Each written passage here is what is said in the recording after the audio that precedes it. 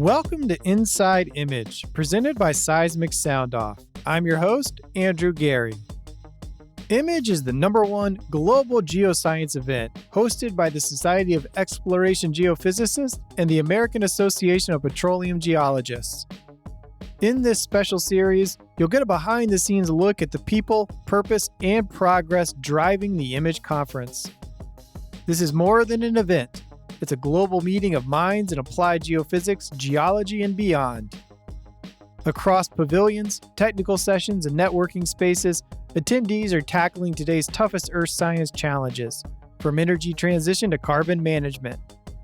Over the course of this series, I'll be speaking with leaders, students, and visionaries about what they're discovering, what excites them, and how Image continues to fuel their work long after the lights go down.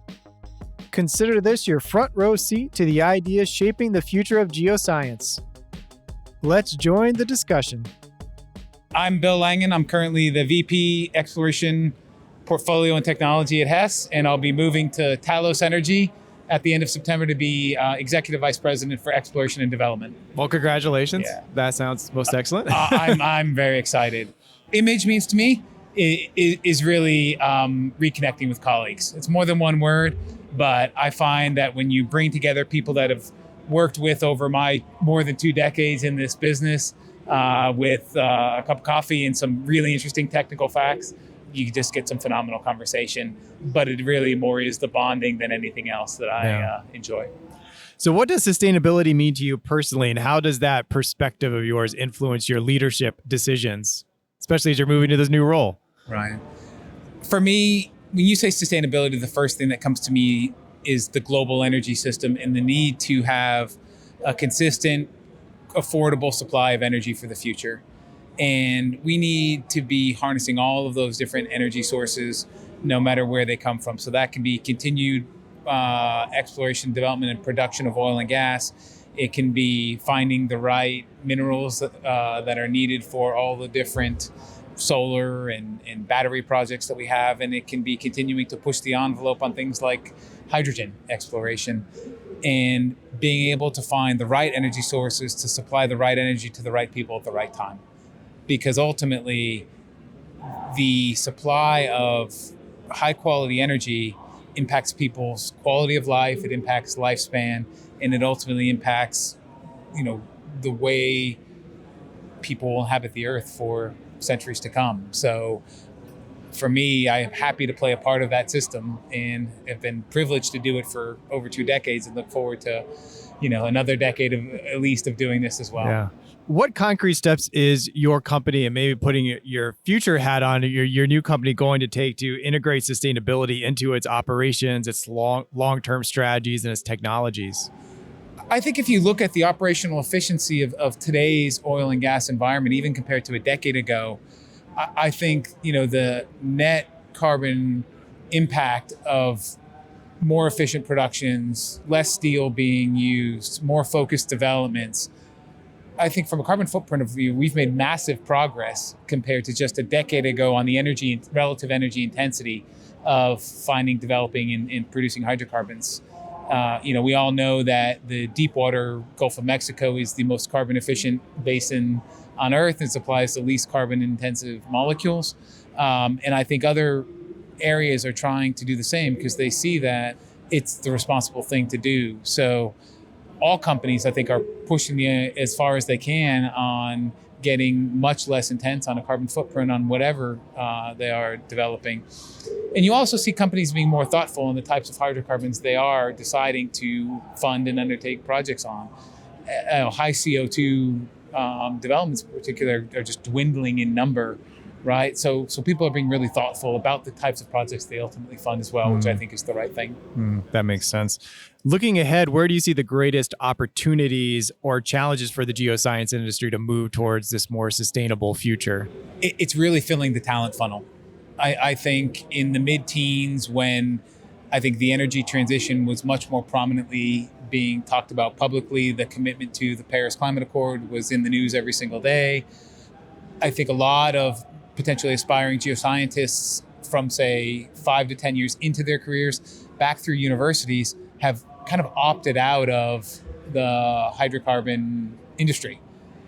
However, all projections now say we'll need to harness oil for at least another 15 to 20 years, gas for likely longer.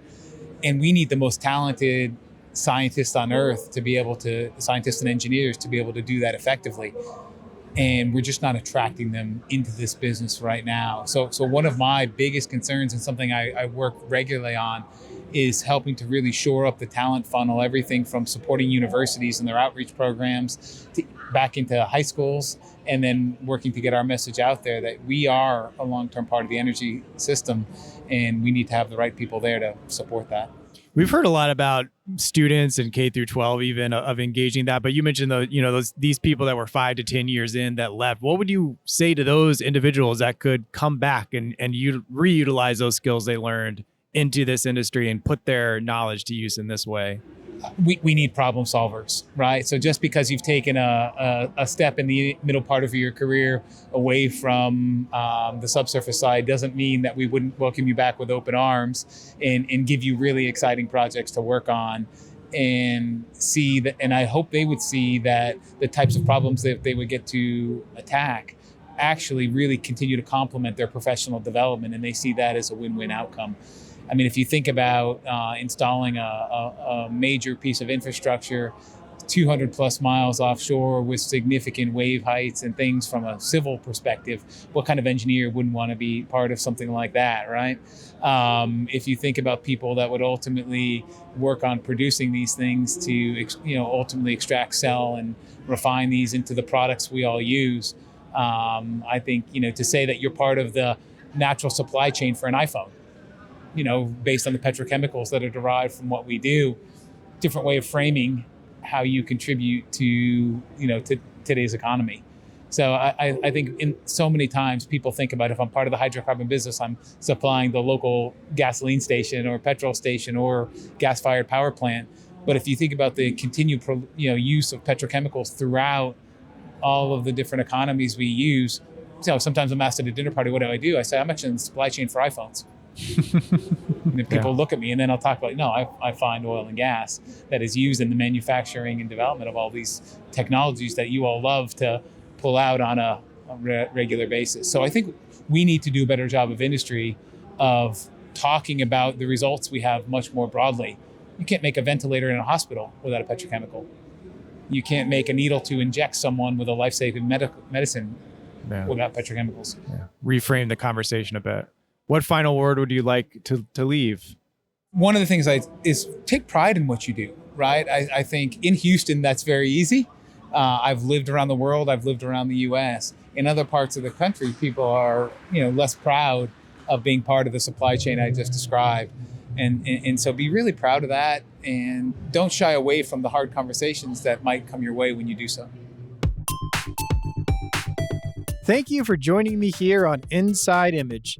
The conversations you've heard today capture the energy, ambition, and collaborative spirit that make Image such a vital gathering for our community. Be sure to catch our highlight episodes, social media clips, and post-event recap, extending the best moments far beyond this week. I'm Andrew Geary. Thanks for listening, and here's to the innovations ahead.